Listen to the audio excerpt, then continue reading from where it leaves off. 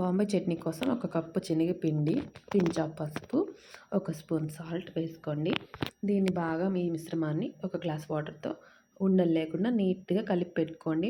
ఉండలుంటే మనకి అక్కడక్కడ ఉడకకుండా పచ్చివాసనగా ఉంటుంది. ఉండలు లేకుండా మంచిగా మిక్స్ చేసి పెట్టుకోండి. ఈ విధంగా చూసారు కదా, ఇవన్నీ రెడీ చేసి పెట్టుకోండి. ఆలు ఆల్రెడీ బాయిల్ చేసి పెట్టాను. ఆనియన్స్, పచ్చిమిర్చి, అల్లం, టమాటో యాడ్ చేసుకోండి. బాగా వేడెక్కింది, ఆయిల్ వేసాను. ఇప్పుడు ఆవాలు, జీలకర్ర యాడ్ చేస్తాను. చూడండి, ఈ విధంగా కొంచెం వేగాక చిటపట్లాడిన తర్వాత అల్లం వేసాను. తర్వాత 5 పచ్చిమిరపకాయలు, 2 ఆనియన్స్ని కట్ చేసి పెట్టుకున్న చీలికల్ని వేసానండి. ఇది లైట్గా బ్రౌన్గా అవ్వాలి.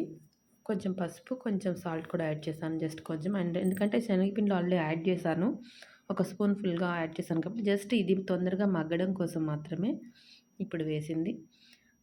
ఇప్పుడు టమాటోస్ కూడా యాడ్ చేశానండి. ఒక 5 మినిట్స్కి మగ్గింది, చూసారు కదా, ఈ విధంగా బాగా మగ్గింది. ఇప్పుడు ఉడకబెట్టుకున్న ఒక ఆలునే వేసాను, నేను కొంచెం క్వాంటిటీనే చేశాను. సో ఇది అంతేనండి. మొత్తం అంతా మగ్గడం కోసం ఒక టంబ్లర్ ఆఫ్ వాటర్ వేసి చిన్న మంట పైన లిడ్ పెట్టి క్లోజ్ చేసి ఒక 5 మినిట్స్ మగ్గిన తర్వాత ఆయిల్ అనేది బయటికి తేలాలి.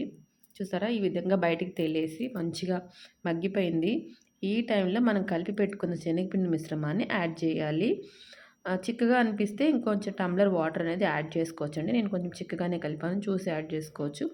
ఎందుకంటే నీళ్ళు ఎక్కువైతే శనగపిండి అనేది విరిగిపోతుంది. తక్కువైతే కావాలంటే మనం యాడ్ చేసుకోవచ్చు. చూస్తారు కదా, ఈ విధంగా ఒక టంబ్లర్ వాటర్ అనేది యాడ్ చేశాక ఈ విధంగా ఉంది. ఎప్పుడైతే శనగపిండి చట్నీని కదుపుతూనే ఉండాలి, చిన్న మంట పైన పెట్టుకొని దాన్ని మనం ఎప్పుడు మిక్స్ చేస్తూనే ఉండాలి. ఈ విధంగా అయినప్పుడు మనకి ఉడికిపోయిందని అర్థం అండి. ఈ విధంగా బబుల్స్ లాగా వచ్చి టప్ టప్ పైకి ఇట్లా వస్తుంది. చూసారు కదా, ఈ విధంగా ఈ దాంట్లో ఆఫ్ చేసేస్తే మనకి కరెక్ట్గా సరిపోతుంది. అంతేనండి, శనగపిండి చట్నీ చాలా టేస్టీగా ఉంది. వేడి వేడి పూరీల్లోకి సర్వ్ చేసుకుంటే కుమ్మేయచ్చు అంతే, చాలా ఈజీ. చూసారు కదా, మీకు క్వాంటిటీ అంతా నేను డిస్క్రిప్షన్స్లో ఇస్తాను, చూసుకోండి. పూరి చేసేసాను. వావ్, చూసారు కదా, నోరవుతుంది కదా మీకు కూడా. మీరు కూడా తొందరగా చేసుకోండి, కొంచెం కష్టపడితే చాలు. వేడి వేడి పూరీలు, శనగపిండి చట్నీ చేసేయచ్చు. చూసారు కదండి, ఈ విధంగా. ఒక చిన్న టిప్ చెప్తాను, మీకు పూరీలు బాగా పొంగాలంటే మరీ పల్చగా కాకుండా కొంచెం మందంగా ఒత్తుకోండి, అప్పుడు పూరీలు అనేది పొంగుతుంది. పల్చగా చేసినప్పుడు ఏమవుతుందంటే ఆయిల్లో డీప్ ఫ్రై చేసినప్పుడు అది కరకరలాడేస్తుంది, మనకి స్మూత్గా రాదనమాట. సో అందువల్ల ఈ చిన్న టిప్ని మీకు యూజ్ అవుతుంది, యూజ్ చేసుకోండి. క్వాంటిటీ విషయానికి వస్తే ఒక 5 పచ్చిమిర్చి, 2 ఆనియన్స్, ఒక టమాటో, ఒక ఆలు యాడ్ చేశానండి. చిన్న అల్లం తరుగు, అంతేనండి, పెద్దగా ఏం లేదు. చూసారు కదా, ఇంతే, పూరి రెడీ అయిపోయింది.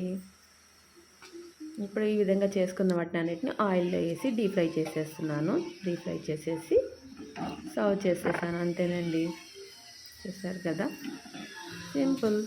కొంచెం శనగపిండి చట్నీ ప్రిపేర్ చేసేటప్పుడు విరగకుండా చూసుకోవాలి, అంతే. Okay, bye, signing.